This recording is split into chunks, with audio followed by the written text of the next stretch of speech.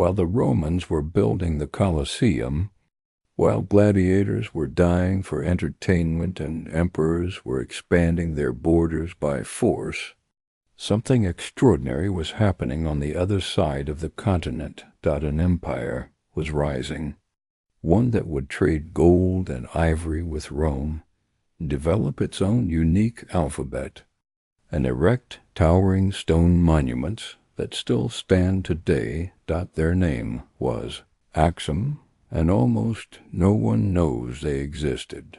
Welcome to Forgotten Empires, the show about the civilizations your history textbook skipped. I'm going to tell you about a kingdom that, at its peak, was one of the four great powers on earth, alongside Rome, Persia, and China. A kingdom whose rulers were mentioned in Roman records, whose coins circulated as international currency, and whose conversion to Christianity predates almost every nation in Europe. This is the story of the Aksumite Empire. To understand Axum, you have to understand where it sat in the ancient world. Modern-day Ethiopia and Eritrea, right at the crossroads of everything. To the east, the Red Sea, and beyond it, the Arabian Peninsula. To the north, Egypt and the Mediterranean. To the west, the African interior rich with ivory, gold, and obsidian. Axum didn't just sit at these crossroads. It controlled them. By the 1st century A.D., Aksumite merchants were trading directly with Rome, India, Persia, and the Arabian kingdoms. Their port city of Agilis on the Red Sea was one of the busiest in the ancient world.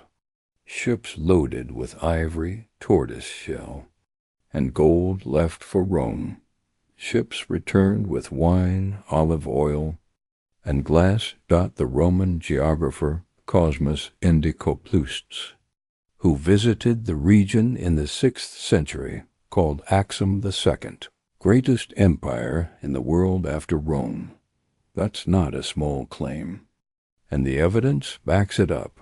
Here's what makes Axum genuinely astonishing. They built stelae, giant carved obelisks, some over 100 feet tall, cut from single pieces of granite and erected without modern machinery. The largest ever attempted weighed 500 tons. For comparison, the stones of Stonehenge weigh about 25 tons each. How did they move them? How did they raise them? Archaeologists still aren't entirely sure. But here's the detail I find most fascinating. These weren't just monuments to kings. They were grave markers. Beneath each stele, there are elaborate underground tombs, multi-chambered, carefully constructed, filled with offerings. Axum had a sophisticated culture of remembrance. They wanted to be remembered, and history forgot them anyway. In 330 A.D., the same year the Roman Emperor Constantine converted to Christianity, the Aksumite king Ezana did the same. This wasn't a coincidence, and it wasn't a copy. Ezana had been exposed to Christianity through a shipwrecked scholar named Frumentius, who became a royal advisor, then a bishop. Ezana's conversion was personal, genuine, and it came independently of Rome's. Ethiopia became and remains to this day one of the oldest Christian nations on earth. The Ethiopian Orthodox Church traces its origins directly to Axum. The city of Axum is still considered the holiest site in the country. The Ark of the Covenant, according to Ethiopian tradition, is kept there right now, guarded by a single monk who never leaves. I'm not saying whether that's true, but I find it extraordinary that a 4th century Aksumite religious decision echoes so loudly into the present. Axum didn't fall to conquest.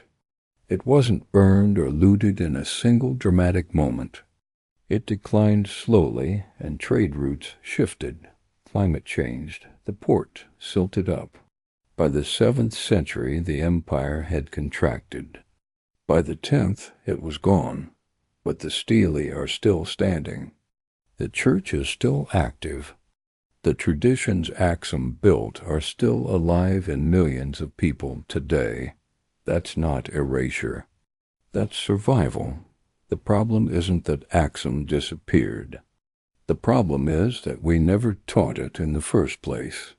This is what Forgotten Empires is about. Not just finding lost history, but asking why it was lost and what we miss when we ignore it. If you want to know what's next, subscribe. Next week, we're going to talk about the Indian Empire that invented the number 0 and then basically vanished from Western consciousness entirely. I'll see you there.